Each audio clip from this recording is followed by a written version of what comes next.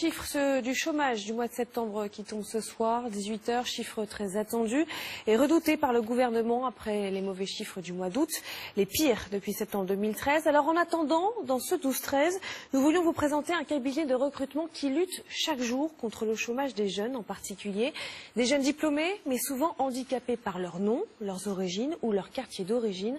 Ce cabinet de recrutement a permis 3000 embauches depuis 2007. Pôle emploi vient d'ailleurs de signer avec eux un partenariat. Julien Cholin, Mathieu Benito. Un atelier pour apprendre à mieux se vendre.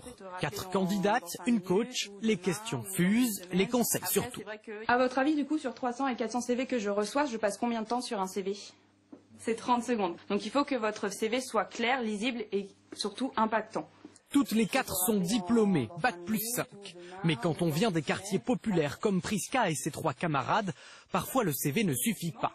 Alors il faut apprendre sur le bout des doigts les codes du monde du travail.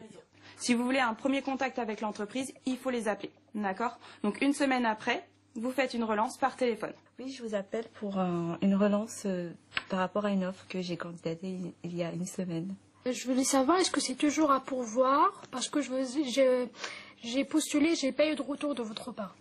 D'accord, ok. Alors, il manque plusieurs éléments en fait dans votre relance pour qu'elle soit pertinente et impactante.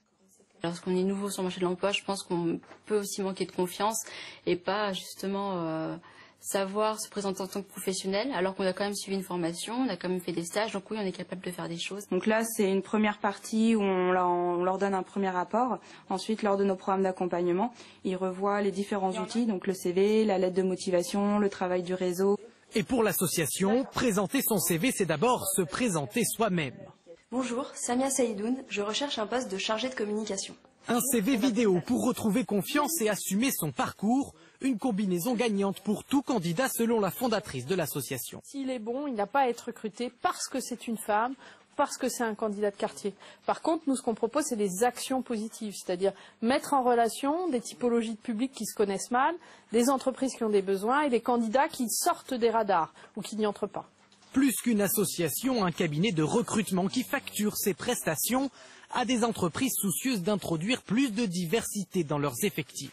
Chez Vinci, par exemple, on reconnaît quelques réticences jusqu'ici à employer de jeunes diplômés des quartiers populaires. Il y a une autocensure de la part de nos recruteurs sur l'accès à ces populations. Il faut aller les chercher.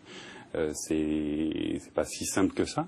Et puis d'un autre côté, on a aussi ces populations qui peuvent aussi s'autocensurer en disant une entreprise comme Vinci, est-ce que j'ai vraiment un accès? Le groupe a déjà recruté 8 jeunes apprentis et prévoit plusieurs dizaines d'embauches via l'association. Nous allons revenir sur ce deuxième jour de l'évacuation du camp.